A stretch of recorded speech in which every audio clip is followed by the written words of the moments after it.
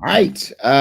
Want to thank you all for joining us once again as we talk about important issues, things that have happened this week that affect us, and how we should view them through the lenses of a Christian. And so we're going to get started with a word of prayer. Elder Tracy, if you could just give us a word of prayer as we begin. Certainly. Father in heaven, we thank you so much for this beautiful Sabbath day, dear Lord. The first Sabbath of July, we have reached the halfway part, dear Lord, on the second half of 2020. We thank you so much for preserving our lives. We ask now, dear Lord, as we get ready to discuss some issues, dear Lord, that are confronting our lives, that you will give us insight and foresight. You will help us, dear Lord, to speak through the spiritual lens you've given us through your word, dear God. And allow us, dear Lord, to make it practical, applicable, dear Lord, and most of all, spiritually uplifting, that we may edify you in our word, deed, dear Lord. And change our hearts towards you. Help us be effective, dear Lord, in our community. In Jesus' name we do pray. Amen. Amen. Amen. So, as we know, we are living in some uncertain times, just crazy times that we're living in, especially in the state of Florida. Right now, in the state of Florida, it's averaging 10,000 new COVID-19 cases a day, 10,000. And in fact, for the country, we're averaging over 50,000 new cases nationwide. And so it's crazy. It's crazy right now. And the question that I want to ask you guys is, should the country institute a stay-at-home order during this difficult time with this coronavirus? Should we be like other countries and issue a stay-at-home order to try to help curb this coronavirus? What's your take on it, Elder Tracy? I think the short answer is I don't think the country needs to institute a stay-at-home order, which may seem strange to many. I think that we are in a place where we have enough information. Whether the government has given us all information is very questionable, but we have enough information where we can actually do what Joshua did and say, "As for me and my house." So I think the government should implement mask wearing in public due to the help that it seems to provide as it relates to protecting others. It's not so much for yourself, but again, protecting others while speaking. I think the government should institute some issues that relates to learning environments for homeschooling, distance learning, things of that nature. But as far as the stay-at-home order is concerned, they can implement one, but I think people are reasonable enough, or they should be reasonable enough to know, okay, what is safe and how to protect their families and their loved ones. Children are being infected, adults are being affected. It doesn't matter the age anymore. And what's unfortunate is when the virus first hit our West Coast, we were told it's a vulnerable age, and we saw that happening in Washington State, Oregon, and throughout California. And by the time now it's spread nationwide, our numbers are increasing. The rest of the world is not growing nearly exponentially as we are, and it just boggles my mind that a country that we tout ourselves on being such a progressive leader, being such a developed country, and leading the rest of the world into a better lifestyle and better way, we are regressing and having so much of a setback as it relates to dealing with this virus because of a lot of failure to acknowledge it. And so I think from a governmental standpoint, we should look to perhaps getting out more valid information as opposed to holding back and trying to not test as much. We've actually heard our leaders say we should stop testing in order to keep the numbers from going up. We've heard that, oh, well, no, that's a data dump. Well, the data dump is not, it's not that it's not authentic data. The data is real, and so they're dumping it, so those numbers are real. So a stay-at-home order at this point, I think we're way beyond that. I think we're at the place where people have to start taking some initiative of protecting themselves and the ones they love. And I think particularly, I'll just say this last piece, I don't want to take up too much time. I find or take much exception to any Seventh-day Adventist who's having a hard time with the stay-at-home orders or quarantine. I'll tell you the reason why. We have been preparing for quarantine from the day we got this message. We've been hearing about the time of trouble, having to run and hide and stay low and not be able to go into certain places. And we're, during this pandemic, we run into a problem because we can't go to a restaurant. And that's, we were supposed to be bred for learning the woods and learning how to make learning how to make our own food and being able to live off the land and have our past lead us into that next type of lifestyle. And so I think it's very unfortunate that we are not really ready for the thing we preached about the most. And so we should be leading out this time on how to quarantine, how to reach out and evangelize in a more effective, safe manner, but get the word out to more people. So we're in a strange place. It's unfortunate, but I don't think I can rely upon the government. Particularly, I don't need my governor telling me to stay home. I should know that. I don't need a governor who had his toddler child building a wall and saying I'm going to keep people out of the country, giving me a stay-at-home order. Like, I just think I'm reasonable enough to be able to figure that thing out for myself. And again, I go back to Joshua. As for me and my house, we will serve the Lord. In other words, as for me and my house, I'll do what I can do to protect my home. All right, Pastor Sai, what's your take on it? The rise of the cases, 10,000 new cases a day in Florida. Should there be a stay-at-home order for the state of Florida and even just for the country because of 50,000 cases a day we're averaging? I mean, I can say if you were saying 100 cases a day, but 10,000 cases is a very significant number. Reason being, when this was a thing back in, when they were mentioning the cases rising or us going through a spike in the months of like April, May, our governor, he was like mocking the media. He was like, yeah, people said that there was going to be a spike and there's no spike. And then here we are where every single day, we're pulling out our hair literally or figuratively because we never know who has it that we're walking next to. And I would like to echo the words of you, Elder Tracy, as for me and my house. But at the same time, we have to recognize that not many people living in our communities have that same mindset as for me and my house. Then we wouldn't see the beaches filled. We wouldn't see the boardwalks to capacity or people being very frustrated that basic places like bars and gyms and stuff like that could be closed. And we know that these places are reservoirs for people that gather.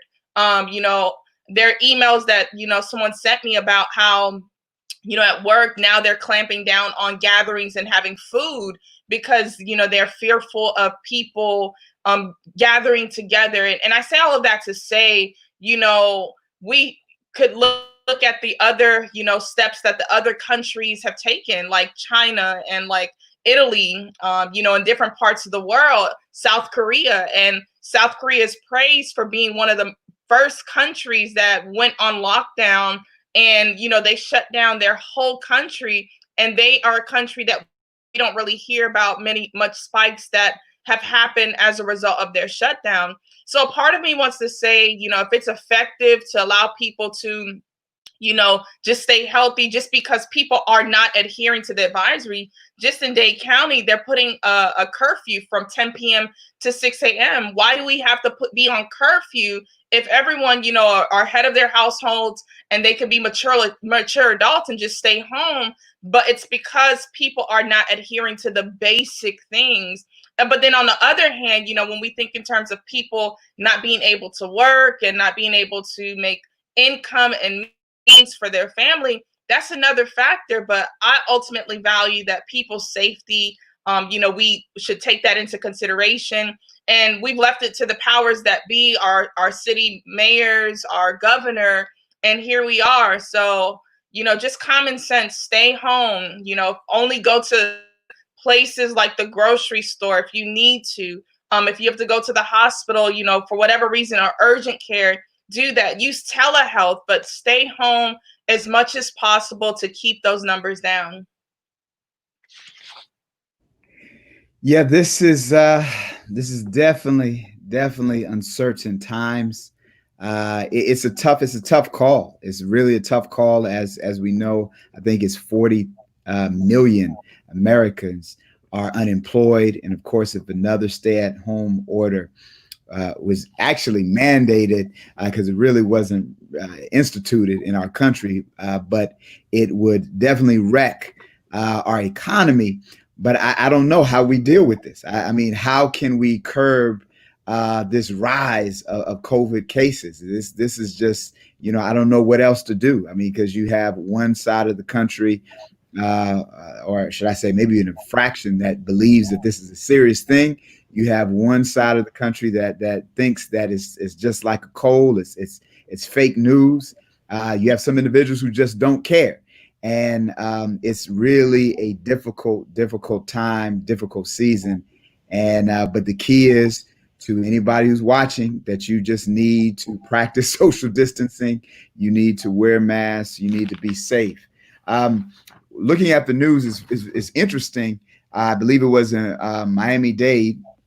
Dade County. There was an 11-year-old boy who died from the coronavirus. I think he's the youngest in Dade County to die. And so I want to ask the question of you guys, what what can parents do? What can guardians do? What should they do to protect our younger population? Because at one point, of course, the news, the so-called experts were saying that this is a virus that does not impact young people, young adults, but we're seeing the rise in those cases. But what can parents do to try to protect their children, their younger population during these times? I want to ask Elder Tracy, what's your viewpoint? I think that it comes in line with the idea that it's going to take a lot of discipline. Number one, you explain to your child what's going on. It's very unfortunate, but we have to do that now. Explain to children what's going on as it relates to why they are being contained to a home, why they can't go out, why they haven't had a chance to go on that Disney World vacation or SeaWorld vacation or whatever else it may be. Explaining those things to your children. Not to strike fear in them, but to have an appreciation for the fact that there's going to be a different experience this time as it relates to staying home. And then stay home.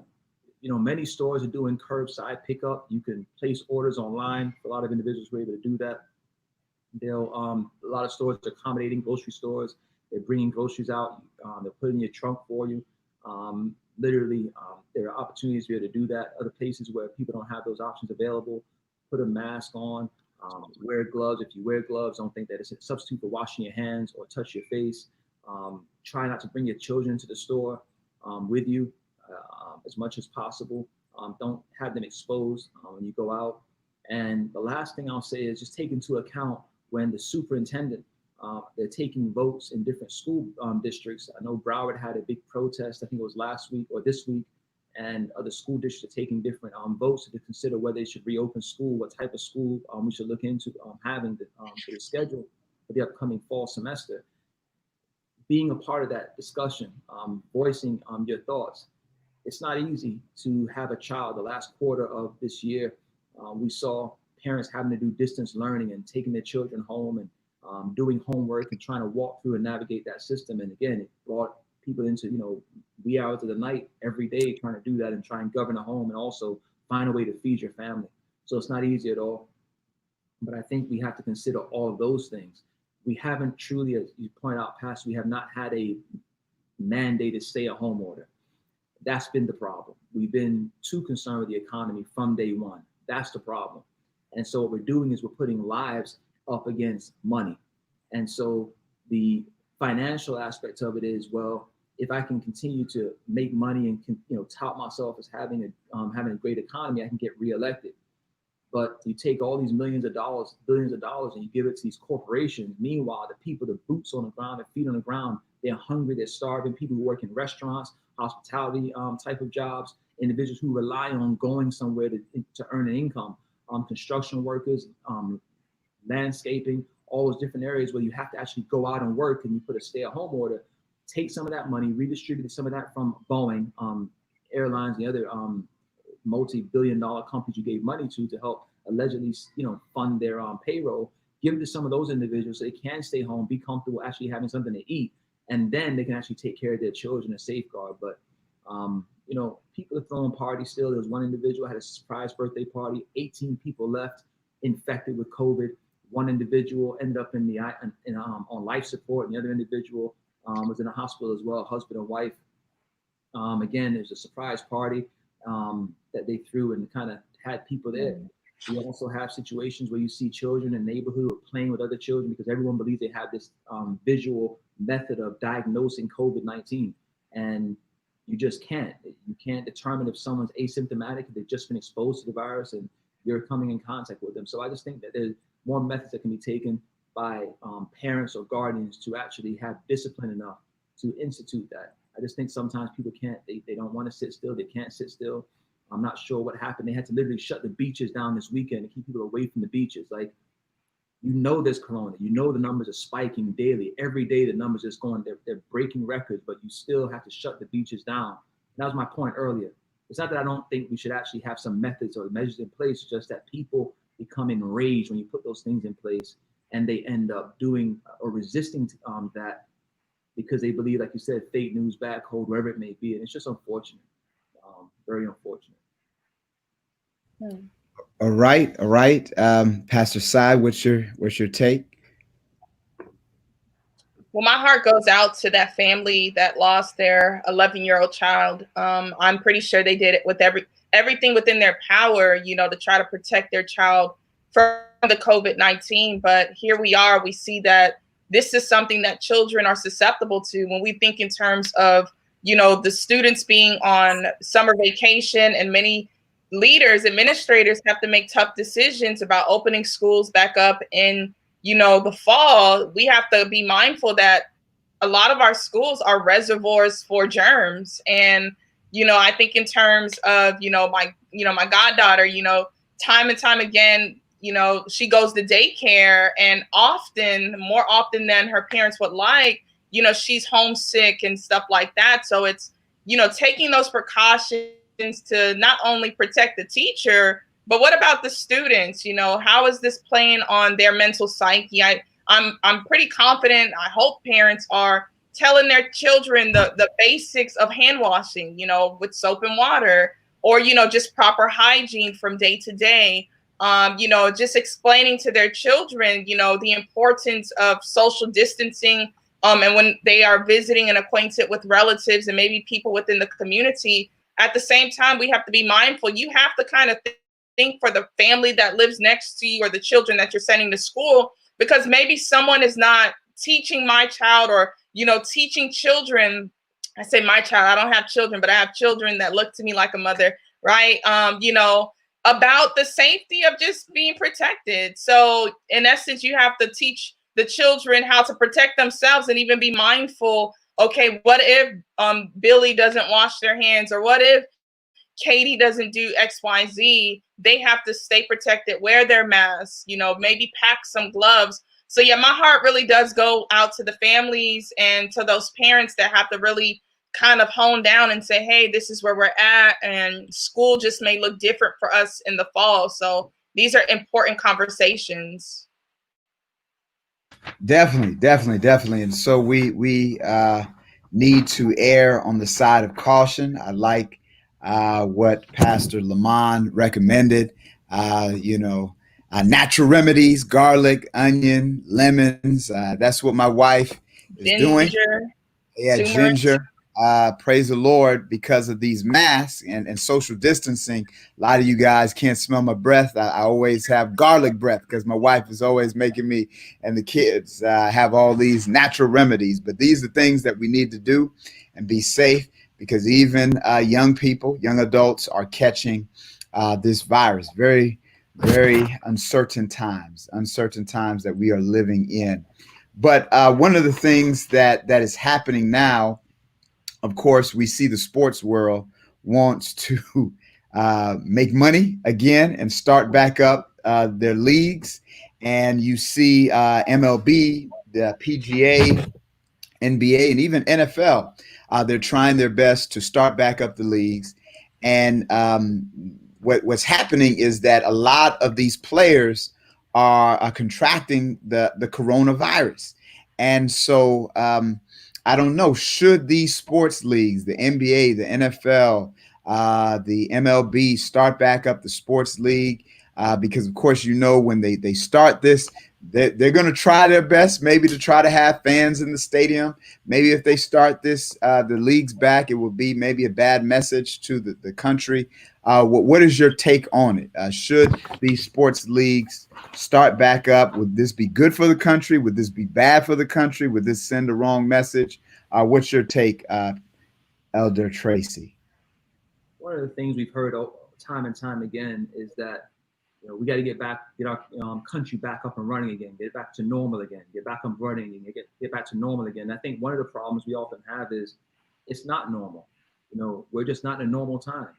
And I know for sure the NBA is pushing to get started again, and they ended up testing a bunch of players, and they had tests coming back positive for COVID-19. They're talking about playing in a bubble, having I think it was 2 resorts in Walt Disney World resort set aside for the players to kind of live in that bubble for that time period for the NBA's truncated season. The problem you have is, and I think it was Damian Lillard actually was interviewed this week, and he said it best. Okay, everyone comes in COVID-19 free, but can we trust that individuals are going to stay, abide by the criteria, abide by the rules and the protocols and the procedures that are in place? And he didn't say it, but obviously they were like, oh yes, we have to end up, probably reiterating the rules a couple more times. The players, are spending more time in that bubble, but they'll start, venturing out, feeling as though it's just one person. Let me just do this one thing. Let me just do that one thing. And next thing you know, you bring that virus in. One basketball game. How many people are exposed in one basketball game if someone happens to have that virus? Rudy Gobert was just, again, being silly, the first person in the NBA to actually test positive for this virus, and ends up infecting a teammate, and it just kind of trickled throughout the league. You can see different people becoming infected. As it relates to the other sporting industries, there's a lot of money on the table. I know that's what the major push is, but many people are opting out. And so I think that the rise of COVID-19 has to be taken seriously from a standpoint of, we're home, we're stuck at home, we want to be entertained, we want live sports, but by doing that, you put individuals at risk. And to me, it's not worth it. I love sports. I love watching, whatever, different types of sports, games. I love the competition, but it's just not worth it. And at this point, I think that it's prudent to say, let's hold off. Let's have a collective effort to try and reduce this thing. We're not getting accurate information. We were told one thing, and part of it's because they just didn't know enough about the virus. But some of the things we do know, some of the things we did know, were not being expressed or told to everyone. And I'll borrow some words from one of our dear activists. We've been lied to, we've been hoodwinked. And at the end of the day, we didn't land on COVID-19. COVID-19 landed on us. And at the end of what I'm getting at is, we were not put in a position where we were given the adequate information in the beginning, and we are still being piecemealed information as poor children, a poor 11-year-old then dies. It's, okay, children can't, it's just, come on, man, be honest about what's going on. It's not 65 and over and everyone else can fight it, which is what we were first told. This is dangerous.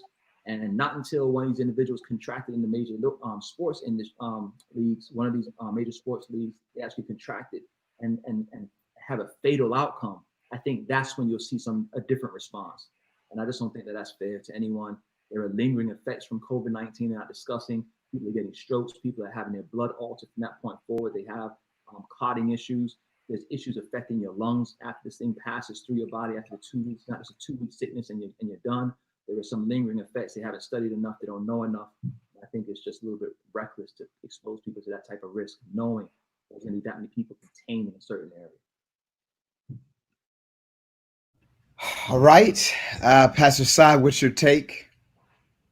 My take is, these are just really first world problems to some extent.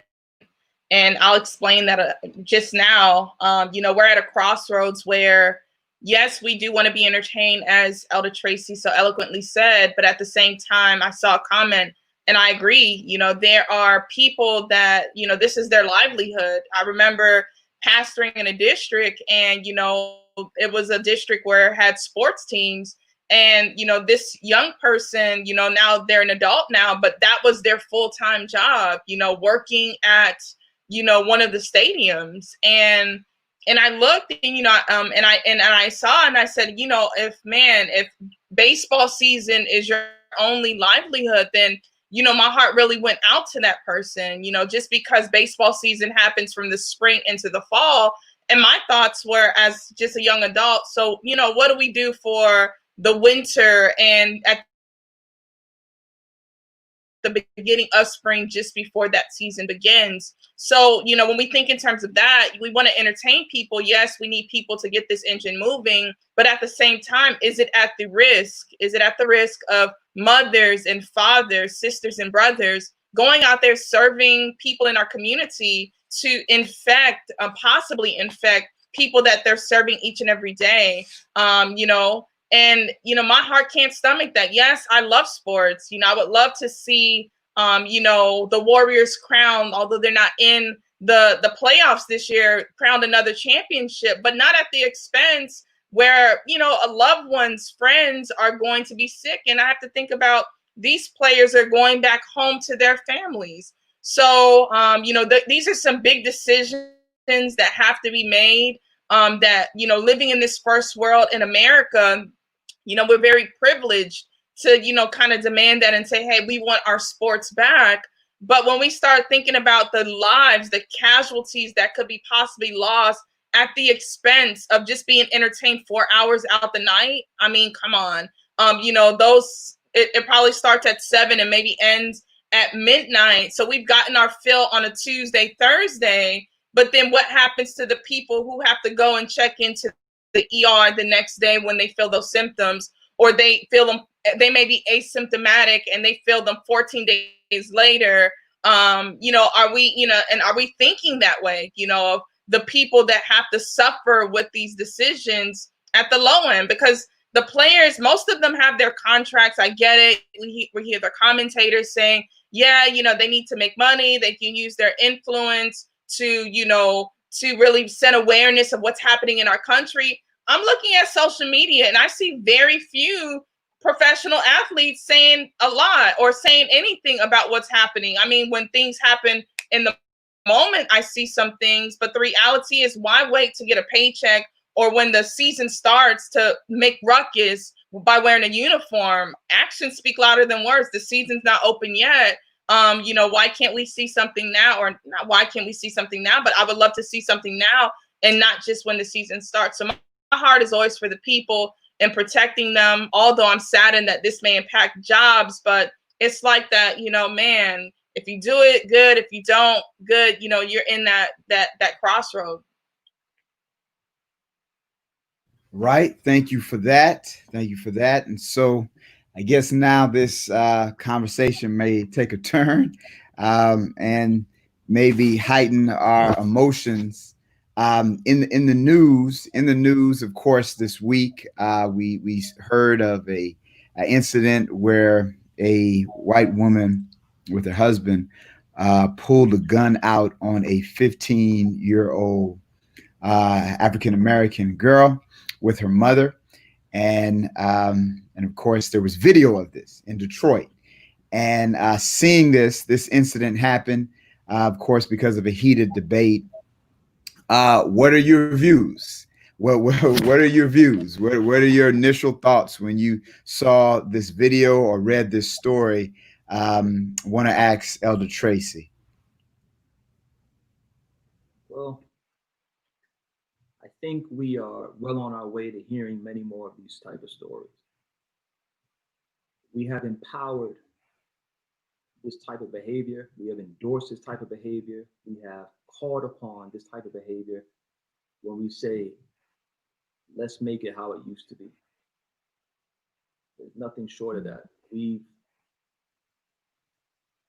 It's just sad. I wonder if we could just take a moment and have a flashback and get some of those individuals who went out and marched and really just pushed for some injustice to be corrected and move for social change. The individuals from Greensboro, North Carolina, those people who put their lives on the line and were just seeking change. I would love to know if they were to be able to be transplanted from that time to 2020, and they would see these things happening.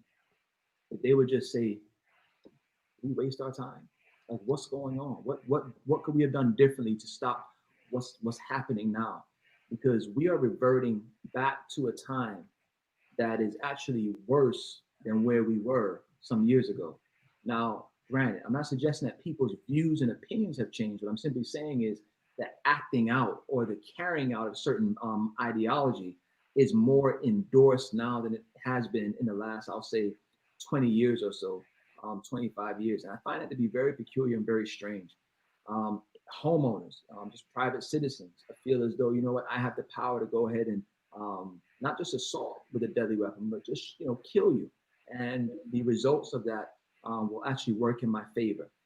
I think the only thing that may be causing some issue right now is the fact that when it's happening now, your name gets on social media, you get blasted, and you perhaps might get some blowback from your job. But I believe deep down inside, for every bit of blowback, for every little bit of lashing that we give them in the public, there's a group or organization of individuals who actually endorse them from the back end and help them feel comfortable and get them on their way. And I say that because of this. I find it very interesting that those individuals who walked off the job because they felt as though the police officers who walked off the job in Buffalo, who felt as though they were being attacked. Now, you and I can't walk off the job that way. Just think about it. Can we walk off the job, Pastor Sai and Pastor Newton? Now, I'm not suggesting as a pastor in ministry. I'm just saying any Black person working here in America, can we just get up and say, forget, I'm leaving. I feel like I'm under attack. How many times have you felt attacked on the job?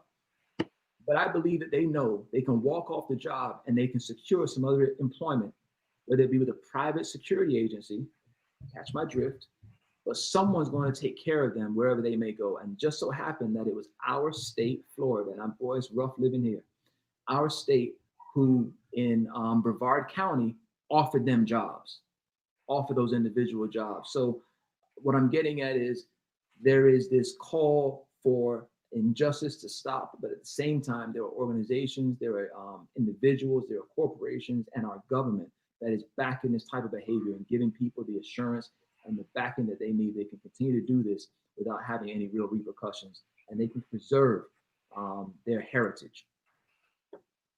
That's all. Pastor Sai, what's your take? Of course, this white woman who pulled the gun, aimed the gun. She loaded the gun, cocked the gun, aimed it at this 15-year-old because of a dispute at a store. What is your take on this matter? I mean, the actual footage, it's mystifying. You see that with, a child in the midst, and not just one child, but her siblings, and the mother. And I was able to watch, different, footage and different angles of the clip from, what appears to be when it was the agitating moment to the point where she put the gun out. I would say that, that didn't have to go that way. It could have been de-escalated. Someone could have said, I'm going to be the bigger person, in a mature mind, I'm going to be the bigger person and walk away. But the question at hand is, what would I, how do I feel about that? My thoughts are, I know we're at this point where people are not using their minds, but come on, like, that's a kid. I think about how this family will be traumatized if they don't seek the proper counseling and therapy that is due to them. They will be traumatized for a while, thinking about post-traumatic stress disorder, that is real. And I remember working at Wendy's, and as a teenager, our store was held at gunpoint, and I was there in the midst at the cash register, and I don't know what possessed me, but I ran to go get my manager. I could have, something could have happened. The guy could have, gotten upset and, shot and aimed at me and whatnot. But, I was terrified, that's what I did. And I still remember vividly what happened to me in that moment. So I can only imagine someone, being in a situation like that, a gun being pulled out of them over food. Like, I start to think about this stuff over like a $9 burrito. Like, are we serious? Like, is but I know there's a bigger message at play. Would she have pulled a gun out at a white woman? Would that gun been pulled out maybe at someone else, who a Hispanic woman? You have to start asking your questions. Is this something that you normally do? Do you pull guns out? So yeah, I was just like, wow, that is too much. That's that's above and beyond. That was uncalled for. So I hope justice is served. I hope they get to the bottom of it. But that should not have been. Interesting times that we are living in. Love of many is waxing cold. And so I want to ask a controversial question. Very controversial question, of course, because of the president that we have. The racial tensions are getting very high. We see what happened with Ahmaud Arbery. We see these incidences. And so I'm going to ask this question. Should Christians, as a Christian, should Christians own guns? Of course, because of the racial tension that's going on, and we know a lot of individuals do own guns. Should Christians own guns? Want to ask Elder Tracy, what's your viewpoint on it? Well, I think we have to look first at the constitutional amendment that gives us the right to bear arms as American citizens. This amendment, right to bear arms by any well organized militia. Let me be a little clear about what the amendment says. If we go back to the genesis of the amendment, the problem we have is it was in response to a slave rebellion in South Carolina that really prompted the discussion about putting together this amendment and having it passed. And so, having it become one of the Bill of Rights. We look at this and recognize that the purpose of the Second Amendment was to ensure that they could keep the slaves in check that were under the white rule. Keep in mind, the majority of the people who were occupying much space at the time weren't whites. It was actually slaves actually running plantations. And the fear of the slave owner was, what if these individuals realize they can actually uprise, rebel, and have an insurrection? We need to have some kind of governance over them. So the idea was they went ahead and moved forward to have this amendment where they could have a right to bear arms and protect their land and all the other good stuff. And so what we see happening is when the NRA is pushing for protection of the Second Amendment, you always notice that there's never any of us who are in those photos, pictures, media, anything of that nature going out, because it's a dog whistle as a reminder as to how we originally got, or how they originally got that amendment on the books. And so when we understand the methodology behind what's baked into this country, every single thing, and it's very troubling now, everything we see now, if you go back to the genesis of it, you'll find that it's actually baked into racism.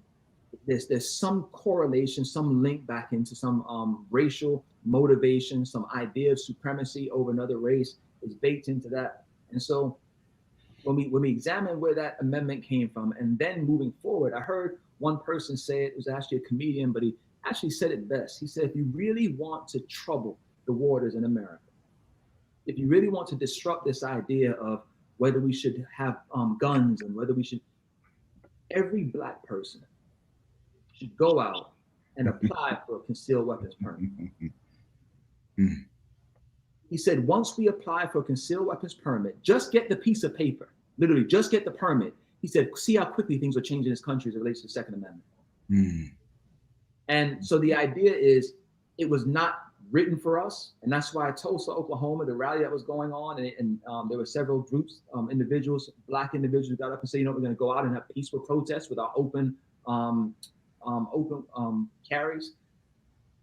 The idea was the taste of their own medicine sometimes would kind of bring things to the forefront, because there are certain things that it contained in that document had nothing to do with us when they put the document together. We were not in mind, nothing to do with us whatsoever, as it relates to giving us those rights and those protections. When it's used against them now and used to help lift us up as a people, or to say that we are equal, we don't have to walk around anymore with a sign on our chest that says, I am a man, that we are created equal, things of that nature, it troubles them, it disrupts the norms. And so much of the response that the 15-year-old girl received from that couple in Detroit it's in response to the fact of who do you think you are. That's what you're seeing happen. Is this idea of who do you think you are? What right do you have? And so as it relates to I think it goes beyond just that should we bear arms, but understanding why that's even there, and then figuring out a way to counter some of those arguments, and this idea that they'll have a musket and going out and fighting against the British if it were to happen again, or making sure they can keep the slaves on the plantation under control if it were to happen again. Just having a better understanding of where we are in this country and some of those freedoms that are being celebrated today, who they really apply to. All right, Pastor Sai, that's a tough question. Should Christians bear arms? Yeah, it's a very tough question. This is one of those questions where maybe many Christians are on the fence with, because on the one hand, I believe in the gospel of love, love thy neighbor as you love thyself. Obviously, love the Lord your God with all your might, all your strength, your heart. But then on the other hand, it's, when we're living in this world, not of this world, you still, in a sense, people are thinking, okay, you need protection within this world because of the world that we're living in. And I'm just saying this just through conversations that I've had. And, when I think in terms of being a Christian, oftentimes when people see Christians, they take Christians as being doormats, turn the other cheek. And, this is something that, we're not supposed to be. I was listening in on our women's Bible study earlier about just emotions, about 6 primary emotions that each of us have. And I was just, I was listening intently when the facilitator was talking about the emotion of anger. And I believe anger is such a valid emotion that God has innately given each and every one of us. And I have a point to this, just because, there's a righteous anger that God has when, he deals with, things that disrupt his people. Like, we see in the temple, he turns the tables over. That's righteous anger. So when we use, that kind of illustration about anger to, illustrate the, God and how he, gets frustrated at things in this world, I'm reminded that when we are living in this world, we shouldn't use weapons to hurt people, like I'm not a proponent of, hurting people intentionally or anything like that. But at the same time, I truly believe that, people have to err on the side of caution when they make these decisions. And I'm trying to be on the fence here again, just because it's such a controversial topic. I'm not saying the deaconess go ahead and, go out and, do X, Y, Z and get a license. And I'm not saying that as well. But at the same time, I think in terms of, there were many people in the Bible that walked around with, I would just say protection. When we see in the Garden of Gethsemane, they were these guys with clubs and fire, they were coming to arrest Jesus. And we see that there was a weapon that was drawn. And did Peter have to use that in that moment to cause a scene? I don't think so. But, again, his anger led him to do that. So I'm just saying people have to really be mindful of what they do, how they do it, and how they proceed with caution, just so that, like this woman, she got moved to anger to the point where she wasn't able to think levelly. And you can't be in a situation where you can't think levelly and people's lives are in your hands, and this was going back to that question. This was a family, with a mother and her children. And just what if, there was, an accident that happened, or what if the Black mom went back into her car and she had drawn her weapon? We could have possibly seen a bloodbath happening in that parking lot. So, there's so many different questions that we can ask ourselves of how to protect my family when there is danger that arises, because at the same time, it's all about making sure we protect our space, we protect our energy. And what I'm hearing is, do we do it at all costs? At how far do we go to make sure that no harm comes within our home, no harm comes within our space, no harm comes to our children, to our spouses, to our family? And I think that's a really important question where people have to sit and contemplate that next step for themselves. And it's a prayerful decision. It's not something that we just make on ourselves, but it's something that we do through prayer and, through, just talking to God to say, okay, this is the next step that I'm going to take. So I hope I did my best in answering that question today. All right. But I want to ask Yeah, it's a quick question. Should we broadcast? Should we broadcast the gospel by any means necessary? I'm being a little tongue in cheek. Just asking the question from the standpoint of, you talked about Christians being perceived as a doormat, passed aside, and I think you're right. The question is what kind of Christian, because the Christians were the ones who actually passed this Second Amendment to keep us in check. And that's why there actually is so much pushback within our culture about being Christians, because they perceive it as being a certain way. And so it's a tough question. I completely agree with everything you said. It's just a very tough thing to deal with. It's just hard when the mother says she felt hopeless, helpless in front of her children, watching this woman pull a gun, and she's standing there helpless. Now, the truth of the matter is, had she had a gun as well, neither one of them would be telling the story right now. No, you know what I mean? They just wouldn't have been telling the story. It wouldn't have worked out that way. But it's a very terrifying thing. And you talked about the trauma from that as well. And I think that is something that has been plaguing people for years. When something happens and, okay, they are ready to arrest, you and I move on from the story. We'll discuss it this week. We move on from the story. Those children will never be the same again. Mm-hmm. That mother will never be the same again. That exposure, that moment of her life, that everything just became extremely just tough, they'll never be the same again. I remember walking with my wife. She was pregnant. And we were all exercising, just trying to exercise. And as she was walking, a white truck's driving by, big 4x4. Everyone kind of knows where I'm going with this, right?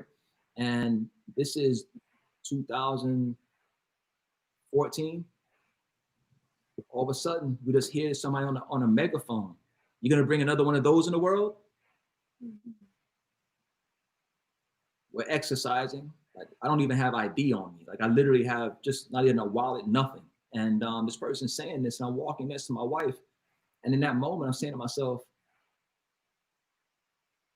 he's not going to stop. Like, he didn't just pass by once and he starts spewing out his stuff. We're talking about a 4-6 lane highway, and he's speaking from the other side of the highway. Everyone can hear him. Everyone around can hear what he's saying. Another time, I have my nephew with me. My son was just was small. We're kind of walking into a store, the family of us. As we're walking into a store, a car drives by and yells out a number of things. You could tell, what the person was saying, and had nothing to do with us walking whatsoever. He just, some kid or whoever it was, just wanted to yell some things out. There comes a point when everyone's life, you're encountered with a situation where you feel helpless. And it's a very difficult place to be. And you have to prepare for those moments before you get into them. I'm not suggesting to get hollow tips. What I'm simply saying is prepare for them from the standpoint of know and expect they're going to happen, anticipate it, pray your day before it starts, because they are going to try you. You are going to get tried wherever you end up. And it's tough. And so I was being tongue in cheek with the whole by any means necessary we proclaim the gospel. Obviously, I'm referring to Malcolm and his position and how he presented it versus the pacifists and how they say, we'll sit here at this lunch counter, we'll get beaten day after day after day until you integrate this Woolsworth. So it's a very difficult question. It's a difficult approach. But I do believe that sometimes your kindness is perceived as weakness. And the question becomes, how do we want to be perceived? And how are we going to leave our legacy? And that becomes a question. Yeah, definitely tough times that we are living in.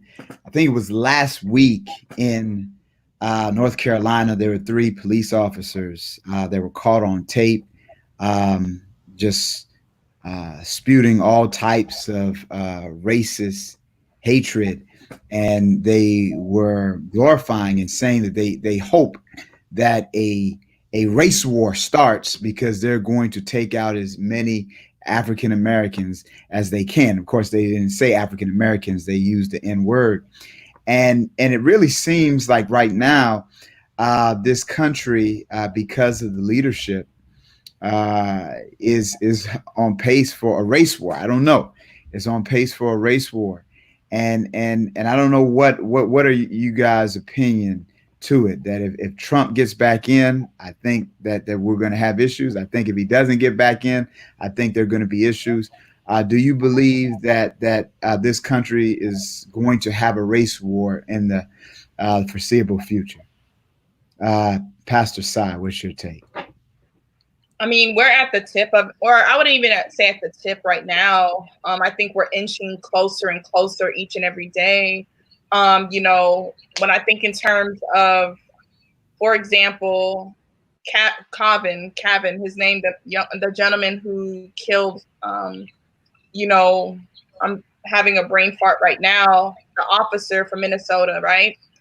His trial isn't set until next year, March, right?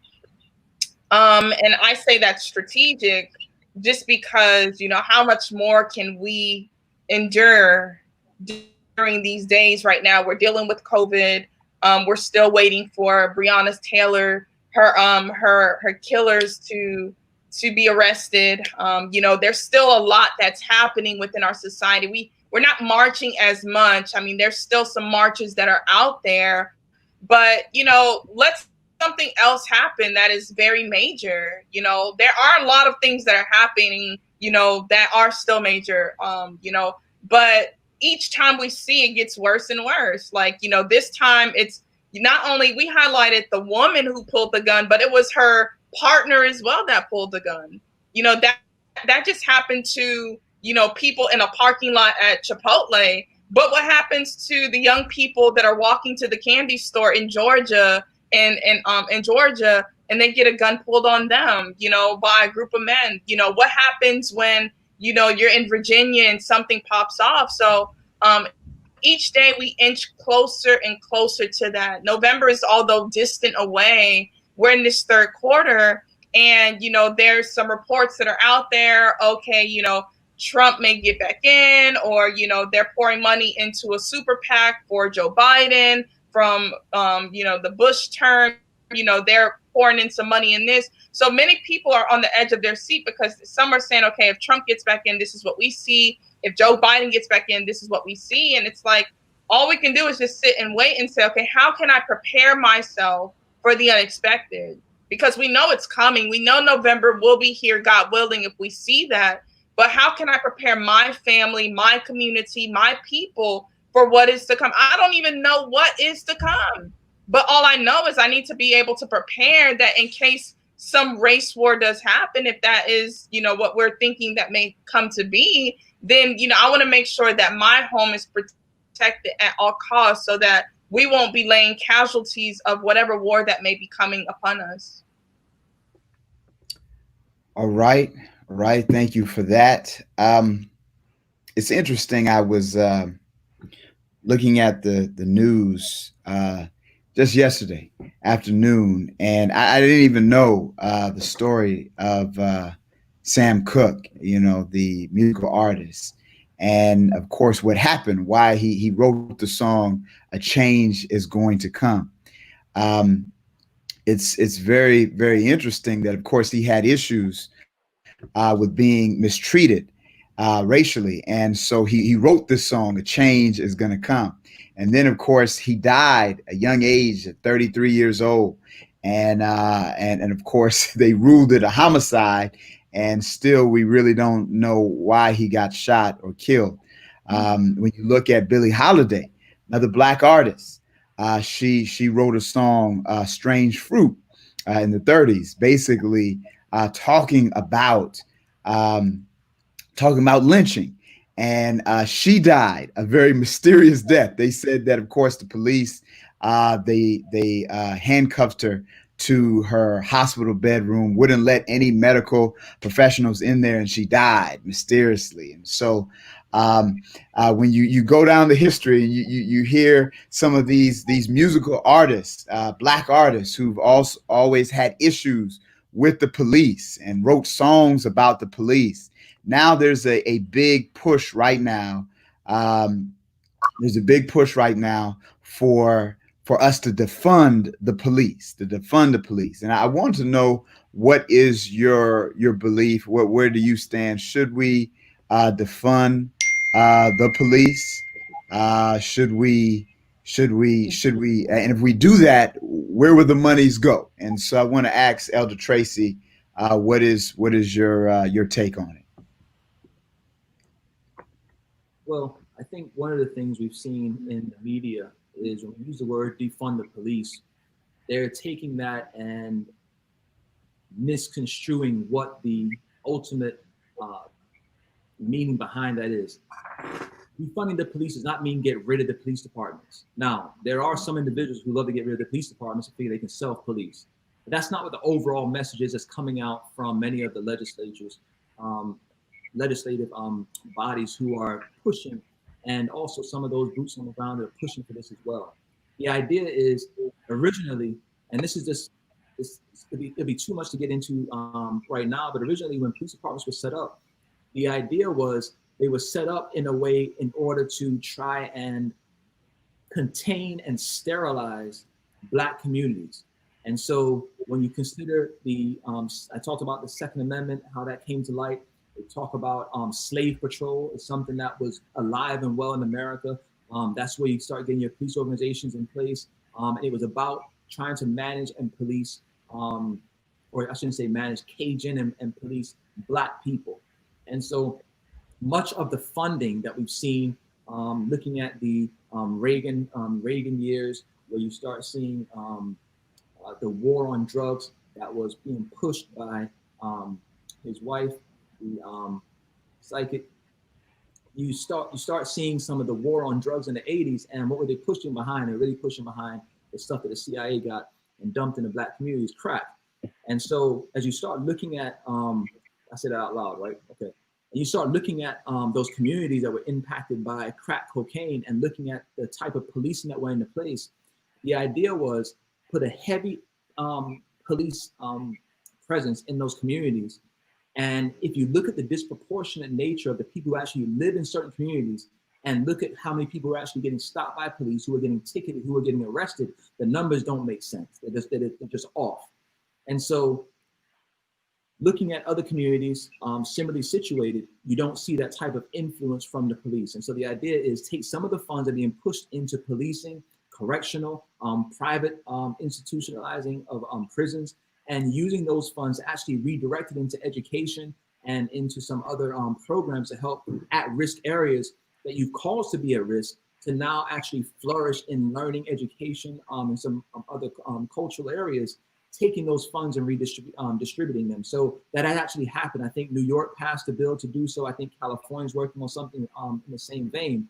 But when you hear defund the police, in other words, that $1 billion market that was initially set up, we're going to cut that perhaps by a quarter and use some of that money to actually build some schools and some educational places, and people to be able to get a technical training and actually get some jobs in the area and help to curb some of the issues we're having. One of the problems we have is we literally look at the crack cocaine epidemic, and what's interesting is you saw them call it a war on drugs in the 80s, right? And then you see opioid, and this is a crisis. So let me get this straight. You have a hardened, crystallized form of cocaine, which carried a harsher prison sentence than powder cocaine because it was cheaper and being found in certain communities. And then you have prescription medicine that's being abused and used by certain communities, and now it's a crisis. How many millions of dollars were pumped into communities and by the legislature around us to help those individuals who are facing this opioid crisis? State attorneys have put together task forces to try and combat not the users, not the dealers, but they were literally going after pharmacies and things of that nature, actual pharmaceutical companies who were actually making these prescription drugs. That's who they went after. When it was crack, it was the end user on the street. It was a deal on the corner of the street. Now it's a crisis. Let's help save our young people. And so, we have these conversations, at the end of the day, it's just racism. It's just racism, and defunding the police departments is a place to start, because the reason they were funded in the first place was based on is a racial motivation. So what they do is, to get the flip side of it, if you listen to Hannity or Tucker Carlson or any of those individuals, what they end up doing to try and get the other flip side of it is, okay, fine, get rid of the police, let them all kill themselves. I can assure you that getting rid of the police or defunding the police would not have stopped Karen in the parking lot from pulling a gun on a 15-year-old girl. The problem is deeper. The problem we have is that we have taught and trained our society to believe that we are the danger, we are the problem. We have trained, our police officers are trained to shoot first, ask questions last.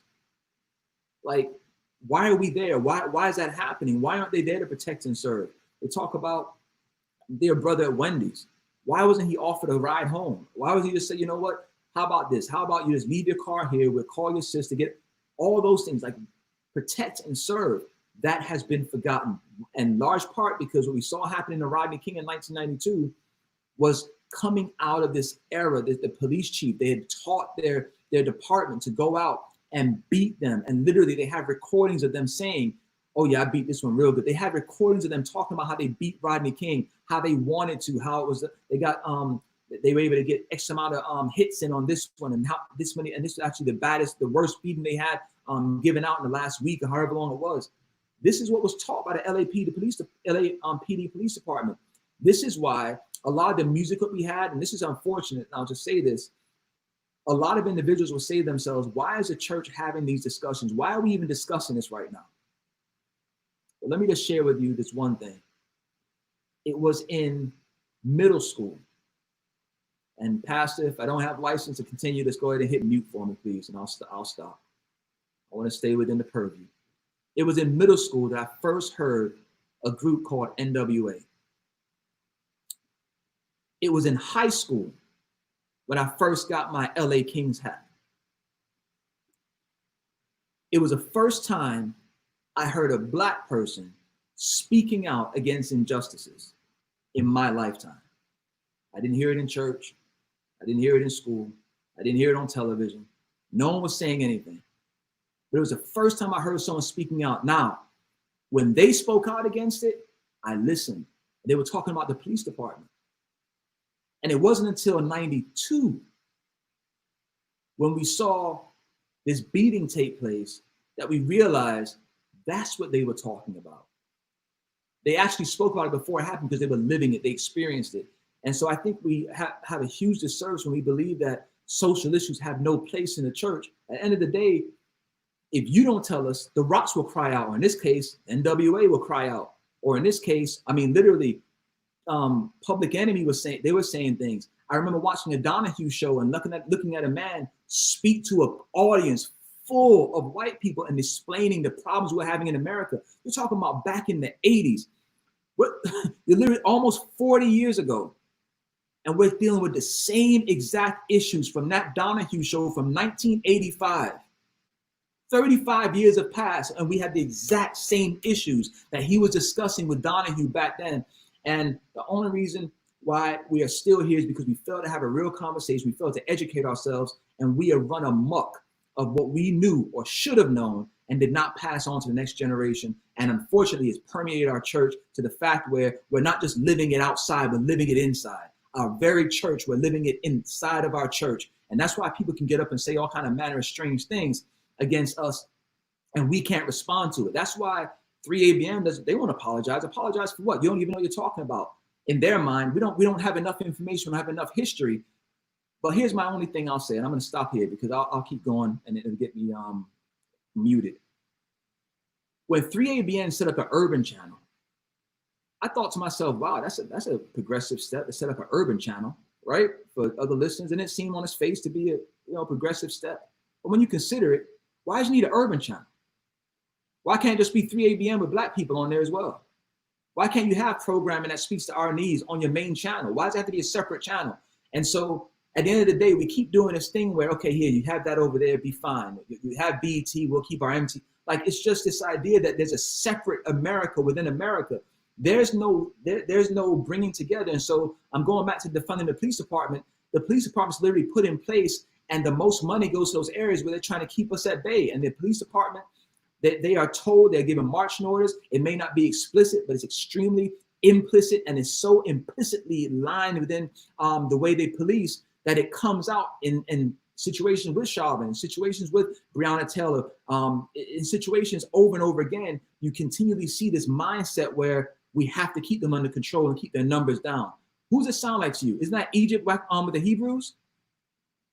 You're practicing sterilization. Why throw us in prison? Why is the male population so high in prison? Can you have a child? Can you have a child in prison? Well, are you supposed to be able to have a child in prison? The answer is no, right?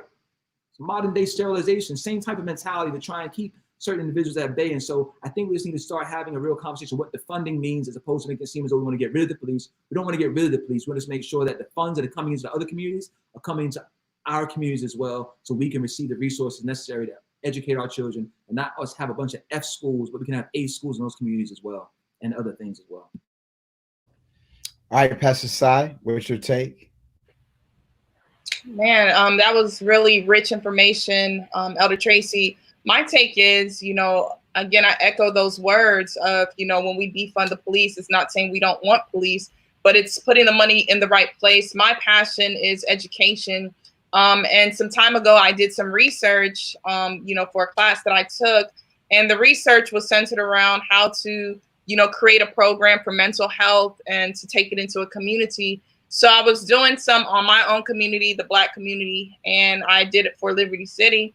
And what I found out was that, there is this statistic that is out there that by the third grade, if a child in our urban communities do not know how to read, the likelihood for them to be in prison, for them to be on drugs, or for them to be dead is higher than their counterparts who do know how to read by the third grade.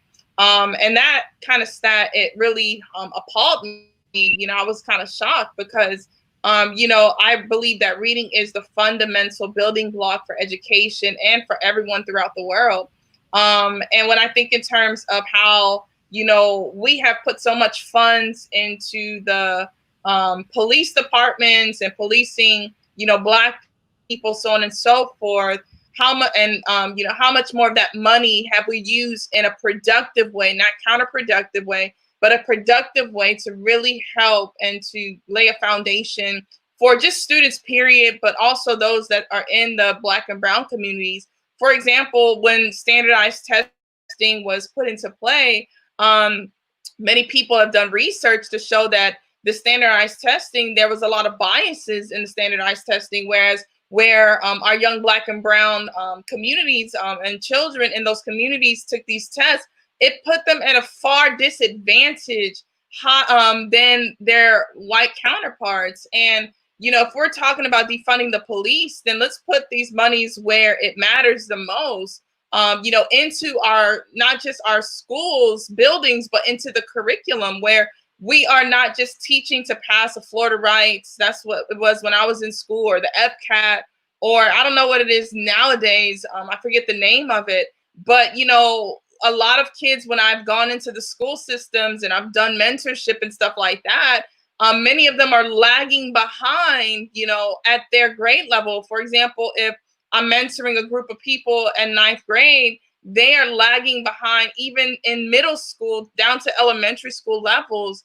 And that's where I would like to see money being poured, because if we say that this is our next generation that is going to really change the face of our world, then why not educate them properly, so that we can see a lot of these stats of young Black men that if they reach a certain grade point, that they're destined to go to jail, or, to be drug dealers, or, drug addicts, so on and so forth. But I would love to see that those stats turn into saying, and this doesn't have to be wishful thinking, but, going on to being successful and, getting their diploma from high school, getting those degrees from college. So that's just one area. Again, I'm passionate about education, mental health, making sure people have affordable health care. Those are just basics that I believe that, people should have living here in America. Definitely, definitely, definitely. So we're gonna try to land this plane. Some definitely good talk that's going on. Um, it really seems like this country, the world, is spiraling out of control right now, and again, want to try to end on this. What are your views? Do you think that we are living in the last days during these times when we see all of this hate, when we see all of this political corruption, when we see this pandemic going on? What's your view on the state of the world as it is right now? I want to ask Elder Tracy. Thank you very much, Pastor, and thank you for the time, being able to have some of these discussions. I also want to thank you for your sermon today. Um, don't let go of the rope. It really brought some things home, for me, because one of the things I've been very concerned about is during this pandemic and during all these atrocities that are taking place, is getting sidetracked, getting blindsided by something that's happening to take my eyes away from what's going on and take my heart away from what's going on. And I remember watching this movie years ago, and it was actually Jurassic Park.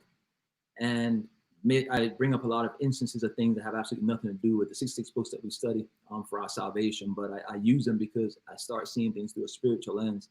And I remember watching the movie, and there was a hunter in the movie. He was describing the different types of dinosaurs, and he told the individual, he said, "Oh, you have to watch that one there, and because that one there, she's a tricky girl. What she does is she attacks in a group, and so what she'll do is she'll typically find the prey, and she'll look at you, and she'll lock you in, and you're fixated on looking at what's in front of you."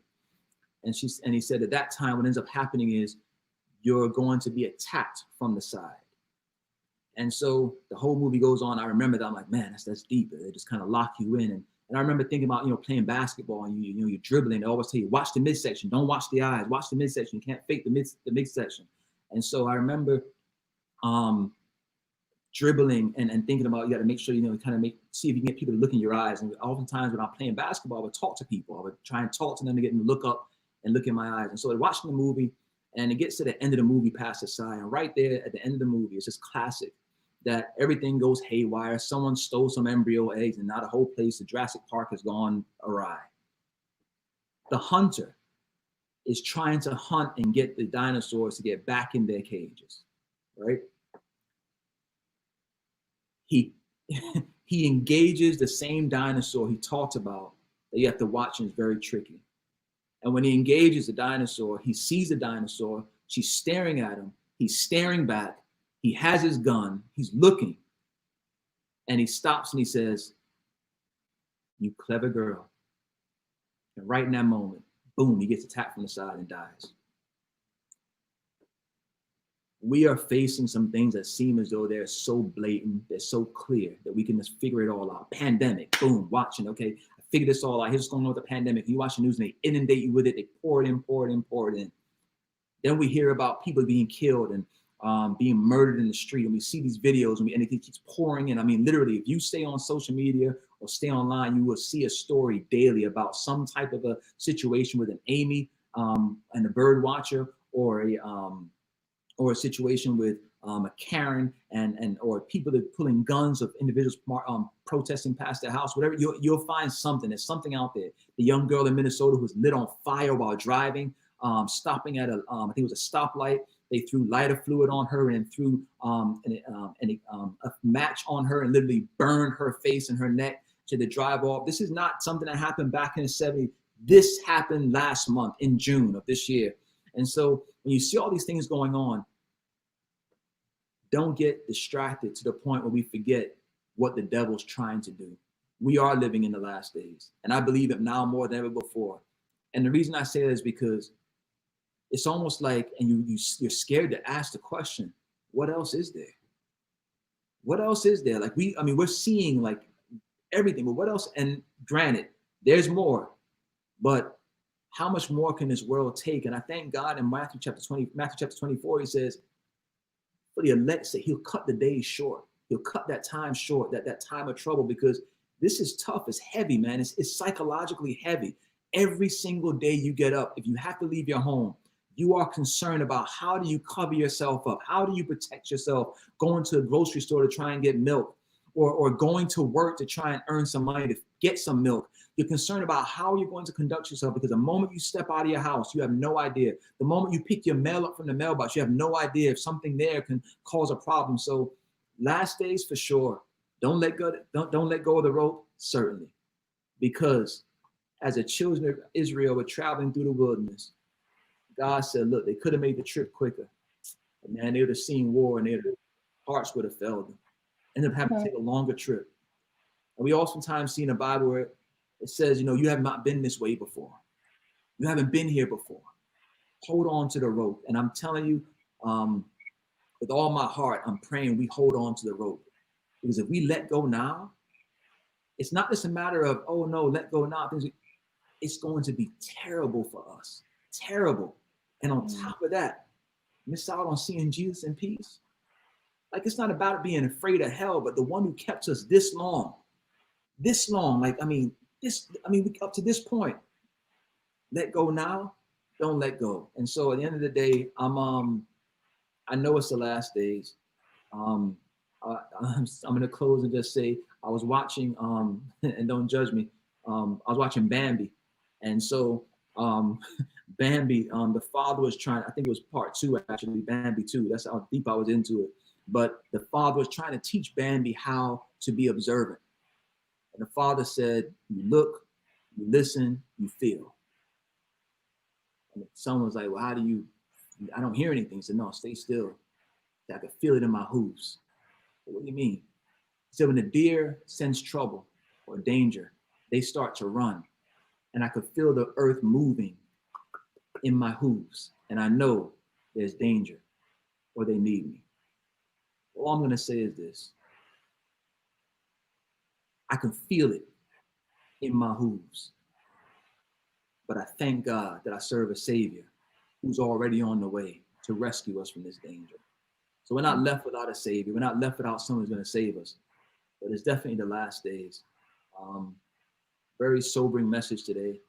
And there's a lot going on, but we're so focused on the big story sometimes, we're missing the things that are happening underneath. This administration has appointed more federal judges than any other administration. Federal judges serve life terms.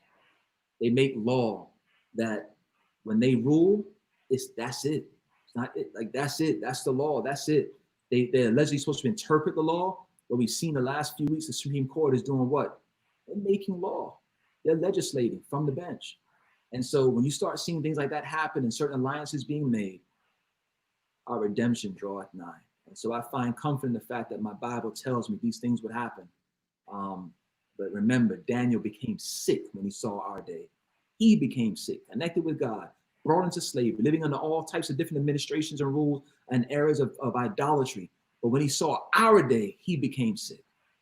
Not when they made him a eunuch, but when he saw our day, he became sick. So hold on to the rope. Thank you, Pastor. Pastor Side, thank you as well for your time. All right. Appreciate that. And so, Pastor Side, you could give us the closing thoughts. Are we living in the last days? And then give us our closing prayer so we can end. Absolutely. I'll be short. It's hard to stomach what's been going on in our world. Waking up in the morning to headlines that, you've learned this message your whole life and you've heard Jesus is coming soon from a youth, and to be a young adult to live in it now, it's, almost like, I wouldn't want to say unbelievable, but it's like, man, it's really happening. It's really happening. And, from every single level, from a political level, we see how there's so much chaos. From a human level, the more and more we are socially distanced, that's real. People are socially distanced where they're not able to make that human connection. So it makes sense that there will be an increase in lawlessness. It makes sense that the many hearts of many will wax cold. It makes sense that these are a time of trouble that, there never was before, because when I talk to my elders, many of them echo these same words words, I've never seen days like this before. You know, I've lived through this flu, I've lived through that pandemic, I've lived through this and that, but living today, I've never seen this. And as a young adult, just awaiting for that coming of Christ, like you said, don't let go of that rope. You know, I used to listen, and I love this song to this day.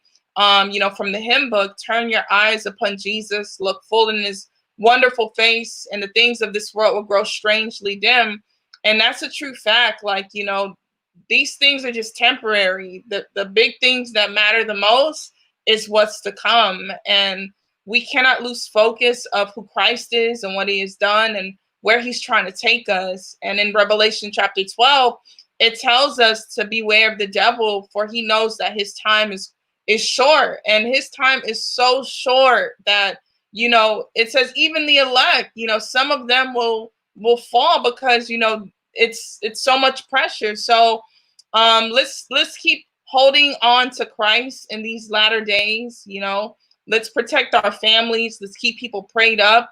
You know, let's keep each other encouraged, because, you know, I saw something very sad yesterday. I went to the grocery store to pick up some items for the home, and I was, you know, leaving. I was like, I had a 30-second, maybe to a minute head start before chaos happened. So all I hear is noise in the background. And as I'm listening to the noise, I'm trying to assess my environment. And there's this man running out of the store because he had stolen some shampoo, some Head and Shoulders. And the security guard was chasing him. And I thought to myself, I'm like, what if I was walking out of that door and it was me? Like, what if that was a bullet flying? Like, you know, a lot of stuff was going through my head. But I'm looking at the times that we're in. Like, people don't have work. You know, they are not getting a paycheck. You know, maybe, you know, there's this talk of a stimulus, another stimulus check that is coming, but no one knows when that's going to come. And is that even enough, you know, to cover people's basic needs? Even now, you know, they had to extend in Florida till August, you know, the moratorium on evictions. Like, and I'm thinking about all of this, like, you know, money is what drives our economy. It's what drives people to pay their bills in this first world. And imagine people haven't been working and receiving checks since March. And I felt like, I don't, you know, that guy was probably justified in a sense for, you know, not saying justified for stealing, but I'm just thinking shampoo now. And this is something that we may take this luxury for granted, but this man may have said, I need to wash my hair, or whatever the case may be. But this is something that we will see more of. And my heart broke for that man, because he was running. He could have got hit by a car running across that street. And people are getting desperate now. You know, they're getting very, very desperate. And this is what we will see until the coming of Christ, is our world will get desperate. They will do things like the woman who pulls out the gun on the family, you know, just doing crazy things. And that's why we need a savior to save us from everything that is to come. So my encouragement is continue to look to Christ. And as we prepare our hearts for prayer, I pray that we will have a blessed week. We will stay in the word of God, and that we will continuously put our hearts in his hands. So let us pray together as we close this session out. Our Father and our God, we just want to say thank you so much for allowing each and every one of us just to have relevant conversations. A lot of the topics that we talked about, it was hard for us to even put together an answer, because, Lord, we're just trying to, Lord, just inform each other of how to prepare for your coming. And I pray for those that are weary. I pray for those that are downcast. I pray for that man that was running out of the store who had taken that shampoo. Lord, I don't know what his financial situation looks like, God, but I pray that you will send your blessing upon him. Be with those that are going to bed hungry right now, God. Be with those that are dealing with the monsoon season in Southeast Asia, God. Be with us here, God, in America, as we have our cases doubling and getting record cases each day in Florida, Father. Protect our families, God. Protect our homes. Protect our going out and our coming in. And I pray until we return next time, Lord, just keep us safe and keep our hearts stayed upon thee. We thank you. We love you. In Jesus' name we pray. Amen. Amen. Amen. And again, want to thank you all for tuning in. And we will see you same time, same place next week. God bless you all.